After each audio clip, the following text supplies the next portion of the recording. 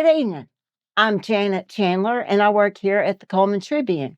I'm glad to be here with you tonight to read a good story. And tonight we're going to read The Frog Prince. Once upon a time, there was a beautiful princess.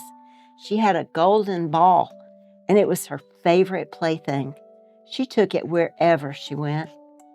One day, the princess was playing in the woods near a well.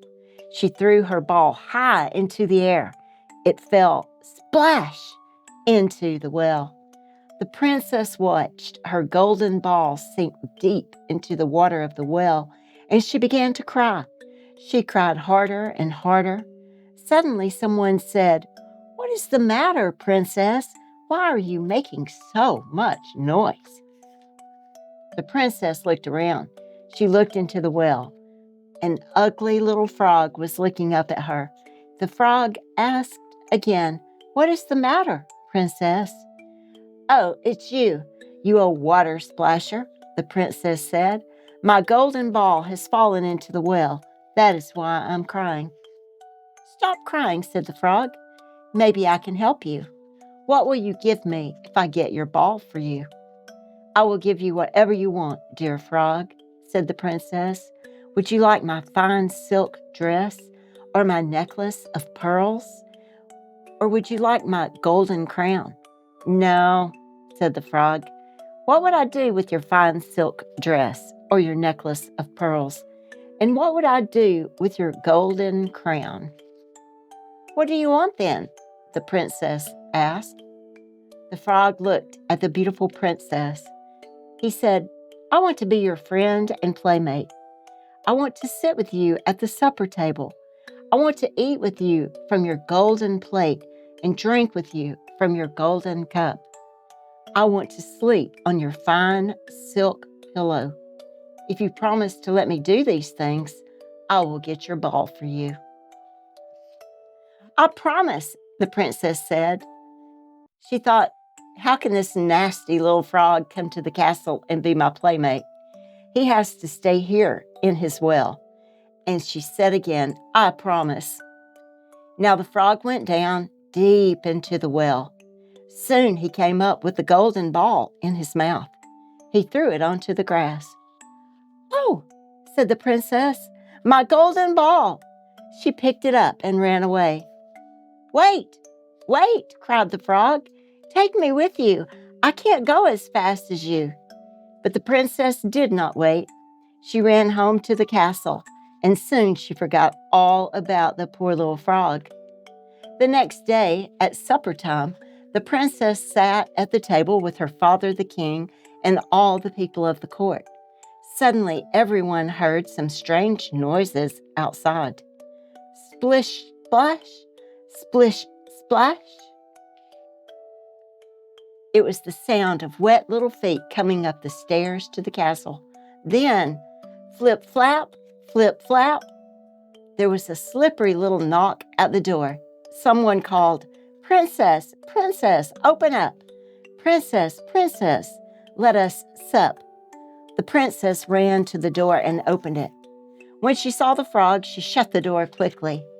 The princess came running back to the table. The king looked at her. "What are you afraid of, daughter?" he asked. "Is there a giant at the door who wants to carry you off?" "Oh, no, father," said the princess. "It's not a giant. It's a nasty little frog." The princess told her father how the frog had found her ball, and she told him about her promise. "I promised I would let him be my friend and playmate," she said, "but I never thought he would come out of the well." Flip, flap, flip, flap. There was that slippery little knock again, and someone called, "Princess, princess, open up. Princess, princess, let us sup. Remember who brought you the ball that fell? Remember your promise by the well?" "You must keep your promise, daughter," said the king. "Open the door and let the frog in." And so the princess had to open the door. The frog hopped in and followed her to the table. He stopped by her chair. "Pick me up and put me next to your plate," said the frog. Go ahead, the king said. Do as the frog says. You must keep your promise. The princess had to put the frog on the table. Everyone could see that she really did not want to do it. The frog ate with the princess from her golden plate, and he drank with her from her golden cup. The frog liked his supper very much, but the princess could not eat a thing. At last the frog said, "Now I'm ready to go to sleep. Carry me to your bedroom and put me on your fine silk pillow." The princess began to cry. "Stop crying," said the king. "Do as the frog says. You made a promise and you must keep it." And so the princess had to carry the frog to her bedroom. She took hold of him with 2 fingers and she put him in a corner. But the frog said, "I am tired. I want to go to sleep on a fine bed, just like you. Put me on your silk pillow, or I will tell your father." That made the princess very angry. She picked up the frog and she threw him against the wall. But when he fell to the floor, the frog was no longer a frog. Now he was a tall prince with beautiful, kind eyes, and he was smiling at the princess. "A wicked witch turned me into a frog," he said, "but now the spell is broken." The very next day, the prince and the princess were married. A golden coach with 8 white horses drove up to the castle. The prince now took the princess to his own land, and they lived there happily ever after. The end. Good night and sweet dreams.